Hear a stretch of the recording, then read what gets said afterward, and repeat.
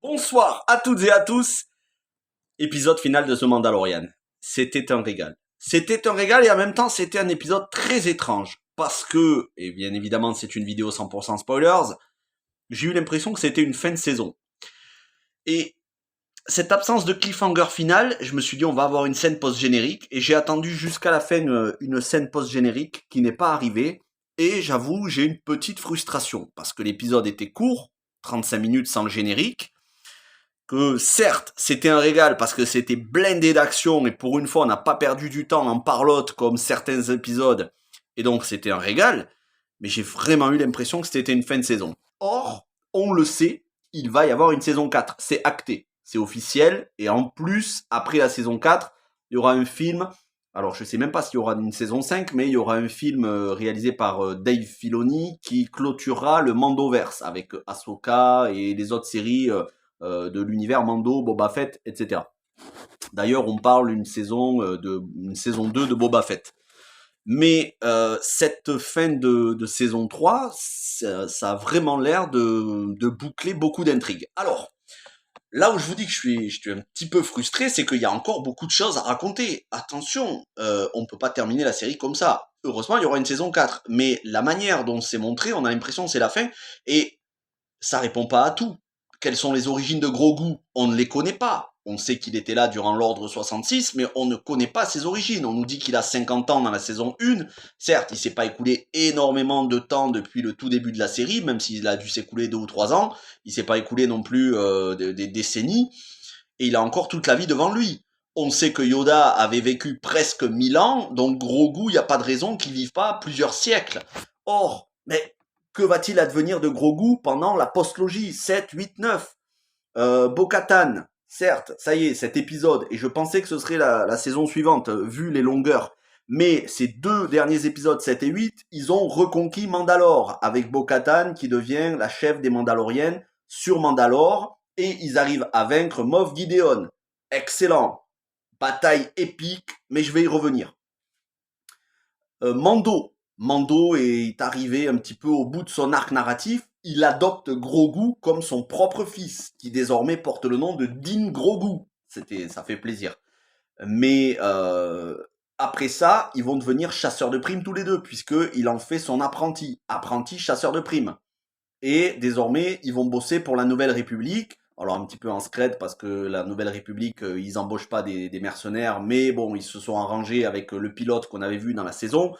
Bon, il va faire des contrats pour traquer les anciens impériaux pour la Nouvelle République avec Grogu à ses côtés, qui a prouvé dans cet épisode en lui sauvant la vie à plusieurs reprises que il envoyait du lourd avec la force et tout, mais je vais y revenir.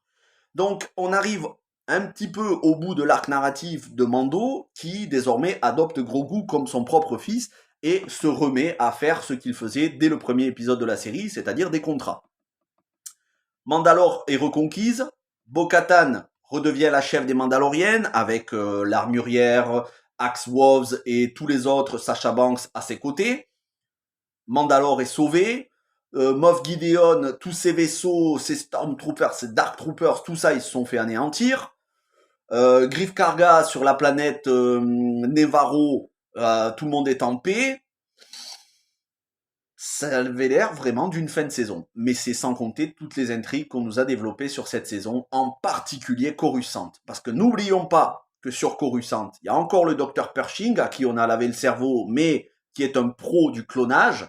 N'oublions pas que l'épisode précédent, on nous a parlé du projet Nécromancie, qui est en réalité le projet qui va ramener l'empereur à la vie avec ses clones, Snoke et tout ça. Qu'on doit avoir le grand amiral Thrawn. Alors certes, ça va être dans Ahsoka, mais bon, on commence déjà à nous en parler. Il faut espérer que le grand amiral Thrawn, on le voit pas juste pendant 8 épisodes d'une demi-heure, parce que quand même, il est très important dans la mythologie Star Wars. Et puis, Boba Fett, Cad Bane, c'est bon.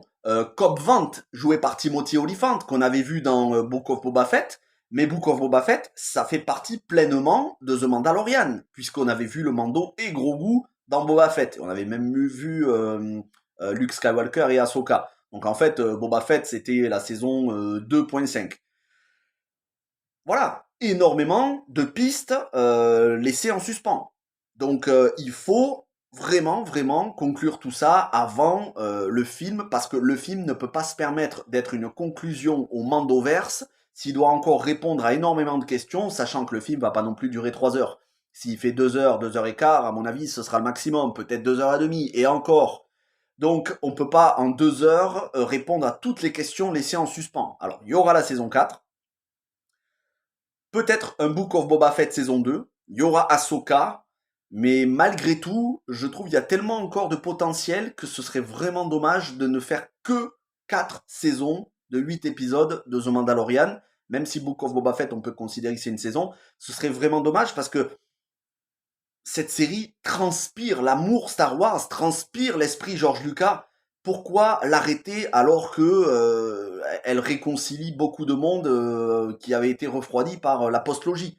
Alors c'est vrai que cette saison 3 n'a pas été un énorme carton comme les deux premières. Je le regrette, je pense que c'est dû à de mauvaises critiques sur YouTube, c'est-à-dire des critiques qui descendent la série sans nuance, des gens qui se font des experts de descendre les séries parce que parler mal, ça fait des vues, qui sont aigris, qui n'apprécient pas à sa juste valeur et qui ne retiennent que les points négatifs. Oui, dans cette saison, parce que vous l'avez compris, à cette vidéo, on fait mini bilan de la saison. Oui, cette saison, il y a des choses qui n'allaient pas. Par exemple, l'épisode avec Jack Black ne servait à rien du tout. C'est un épisode qu'on aurait pu faire sauter. Les 10 dernières minutes de l'épisode et encore les 5 dernières minutes étaient très bonnes. Le reste ne servait absolument à rien. Cette espèce de petite intrigue où ils essayent de chercher qui a trafiqué les robots. Enfin, le truc qui servait à rien du tout. Si ce n'est faire des caméos pour les copains, Lizzo, Jack Black, comment il s'appelle, le nom de Zeus là. Christopher, je sais plus, Oncle Fétide, quoi. Donc ça a été un épisode qui servait à rien du tout. Oui, la série aurait pu être mieux. Oui, la série, on aurait dit des quêtes annexes dans un jeu de rôle où on t'envoie à droite, à gauche. Mais malgré tout, ce serait sans compter la profondeur de l'épisode qui nous a montré Coruscant avec le bureau de réhabilitation, où on avait une écriture digne de Andor Star Wars, qui a quand même une écriture supérieure. Cet arc narratif, totalement inédit, hein, rien à voir avec Grogu ou Mando, qui aurait très bien pu faire partie d'un autre film, Star Wars, il faut bien arriver à quelque chose avec. Il y a toujours cette ex bras droit de Moff Gideon dont je peux pas saquer, j'aime pas cette actrice. Elle jouait dans Ant-Man 3, je crois, dans Ant-Man Quantum Mania. Déjà, je trouvais son perso inutile. Mais là, j'aime pas sa gueule. Je suis désolé, j'aime pas sa gueule. C'est peut-être discriminatoire, mais bon, j'aime pas sa gueule. Donc, celle qui fait la traître, elle est toujours là. Alors, on a bien compris que dans la Nouvelle République, c'est quand même gangréné par des traîtres qui sont toujours fidèles à l'Empire. Mais pourquoi introduire ce perso si on n'en fait plus rien du tout après? Donc voilà, euh, il y a des choses qui sont dans cette saison qui n'ont pas grand-chose à voir avec The Mandalorian tel qu'on nous a présenté les personnages. Il faut encore exploiter tout ça. Donc oui, cette saison n'était pas parfaite. Oui, cette saison, il y avait des longueurs. Il y avait des épisodes beaucoup trop courts. Il y avait des épisodes qui étaient normaux. 50 minutes, ça devrait toujours être comme ça. 25, 27 minutes, c'est inacceptable de faire des épisodes aussi courts. À un moment donné, c'est pas une sitcom humoristique non plus. Et oui, c'est vrai que à certains moments, Grogu servait juste de running gag. Heureusement, ces 2 derniers épisodes, avec son armure de IG-11, qui enfin redevient IG-11 dans les dernières minutes de la saison, ça fait plaisir. D'ailleurs, il marquait Taika Waititi au générique, pour 2 phrases.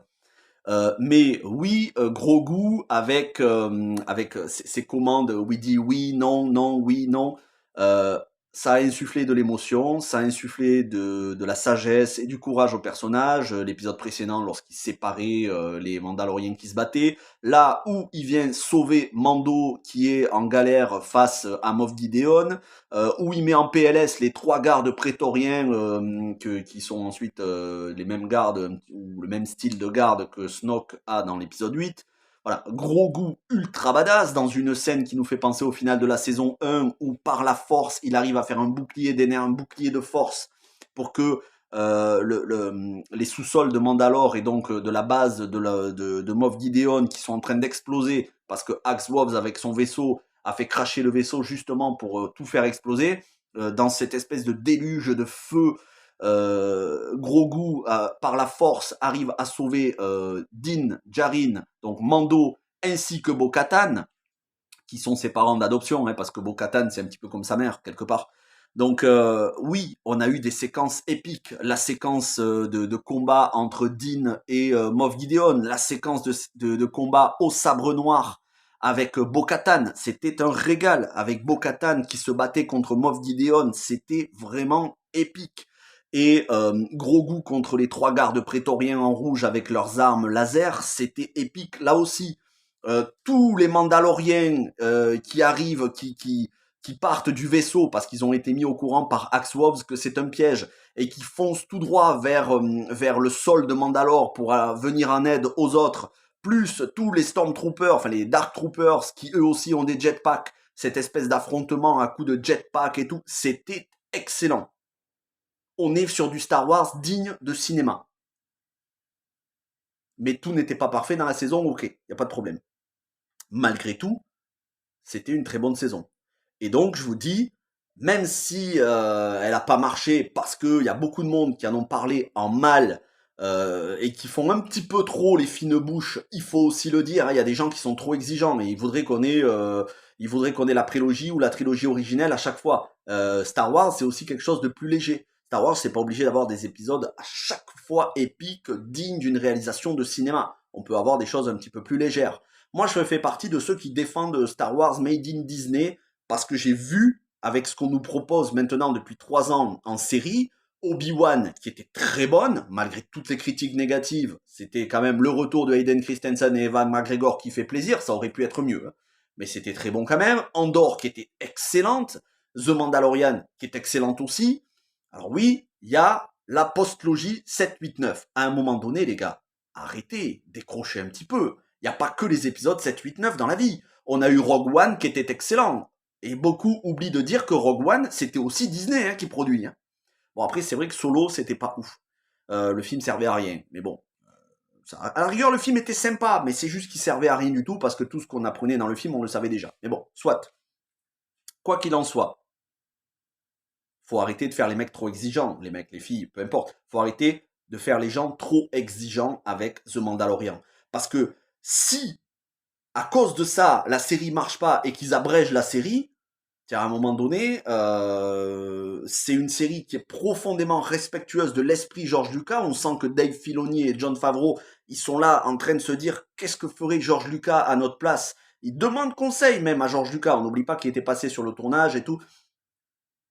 Que demander de plus? Vous n'aurez pas la perfection. En plus, la perfection, c'est relative. Il y a des gens qui vont trouver la série excellente et d'autres nulle. Il y a des gens qui ont trouvé la prélogie à l'époque exécrable, alors que moi, je trouve que c'est un chef-d'œuvre. Moi, je pense que The Mandalorian et toutes les séries Star Wars, elles vont gagner en notoriété et en critique positive au fil du temps. Je regrette juste que des youtubeurs qui ont beaucoup d'audience en parlent beaucoup trop en mal et découragent les gens de regarder la série. C'était le même cas pour Book of Boba Fett qui nous a été présenté comme une purge absolue alors que la moitié de la saison est excellente. Et même les séquences avec Boba Fett, tout n'est pas à jeter non plus. On a eu quand même des super séquences avec Cat Bane contre Cobb Vanth et plein d'autres choses.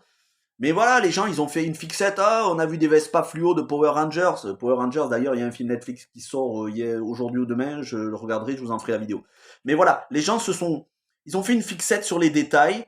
Et j'ai vraiment l'impression que les gens font les ingrats. Donc, la post-logie, 7, 8, 9. Moi, je fais partie de ceux qui ont failli sortir de la salle tellement j'ai détesté le 7 et 8. J'ai beaucoup aimé le 9, je suis allé le voir 3 fois au cinéma. Le retour de l'empereur, je trouve que c'était une bonne idée. Même si j'aurais préféré que Snoke ce soit un perso plus important encore, mais bon, soit ils ont décidé d'en faire un clone de l'empereur, on va parvenir là-dessus.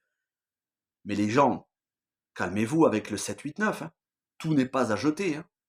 Même si j'ai détesté, si on est un minimum honnête intellectuellement, et j'ai l'impression qu'il y a beaucoup de gens qui ne le sont pas, je parle pas d'objectivité, je parle d'honnêteté.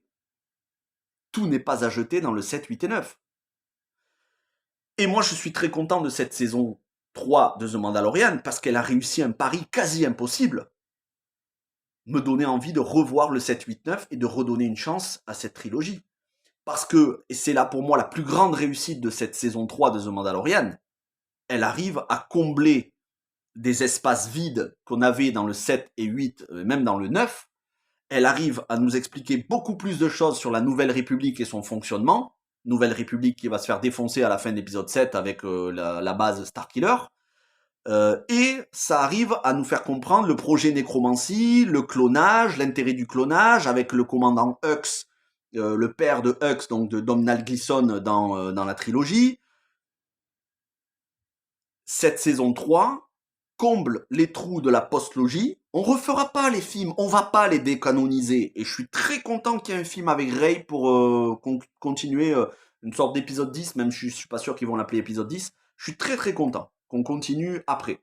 Mais on va pas décanoniser. Donc le mieux, c'est de combler les trous. Et c'est ce que fait cette saison 3. Qu'est-ce que vous voulez de plus? On va pas enlever les épisodes 7, 8, 9. Ils existent, ils existeront toujours. Surtout qu'ils ont cartonné au box-office. Même si l'épisode 9 a fait 1 milliard, 1 milliard c'est énorme quand même. Donc le mieux c'était de combler les trous. Et c'est ce que fait cette saison 3. Donc soyez reconnaissants pour ça. Je dis ça à tous les gens qui se plaignent sans arrêt. Oui mais arrêtez de vous plaindre pour ce que vous n'avez pas. Soyez reconnaissants pour ce que vous avez. Surtout qu'il y a beaucoup de gens qui téléchargent, qui vont pas payer un abonnement Disney+. Donc à partir du moment où on ne paye pas, on n'a pas vraiment le droit de se plaindre, j'estime. Donc essayez d'être un petit peu plus cool avec cette saison de The Mandalorian et même Book of Boba Fett et même la post-logie. Après, ça reste des films. Hein. Si vous n'avez pas aimé, c'est pas très grave. Il n'y a pas mort d'homme. Mais cette saison 3, je trouve qu'elle était très bonne dans son ensemble. Je regrette qu'elle n'ait pas eu l'audience qu'elle méritait. Je m'arrêterai là en vous disant, si vous l'avez pas apprécié ou si vous êtes arrêté en cours de route, regardez-la en entier. Et si vous avez apprécié, eh ben, n'hésitez pas à me le dire dans les commentaires. Et calmez-vous avec la post-logie. Faut essayer d'être nuancé. Non, tout n'est pas à jeter. Il y avait des bons acteurs. Il y avait des bons effets spéciaux. Il y avait quelques moments épiques par-ci par-là. Oui, tout n'était pas exceptionnel. Mais bon, on revient de loin. Aujourd'hui, The Mandalorian, Andor, c'est quand même de très très bonnes séries. Donc moi je dis un grand merci à Dave Filoni et Jon Favreau, en espérant qu'ils aient de plus en plus d'importance en tant que scénaristes, producteurs au sein de Star Wars.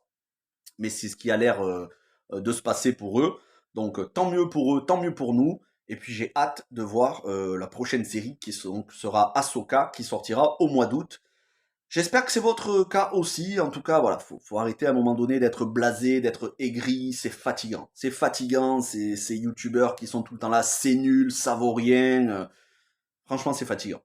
Voilà, je vais m'arrêter là. On se retrouve demain pour la critique de Power Rangers, le film qui sort sur Netflix, qui est de la suite des anciens Power Rangers que je regardais quand j'étais gosse. Donc autant vous dire que je suis hypé, je suis très très content. Ça va être en mode séquence nostalgie. Et puis vendredi, il y aura le film avec Ana de Armas et Chris Evans sur Apple TV+, je crois Ghosted. Et puis voilà, ce week-end, il y aura 2 autres vidéos. Merci à toutes et à tous, n'hésitez pas, likez, abonnez, partagez, et puis faites-vous plaisir. Il y a beaucoup, beaucoup, beaucoup de vidéos sur la chaîne, et portez-vous bien. Ciao tout le monde.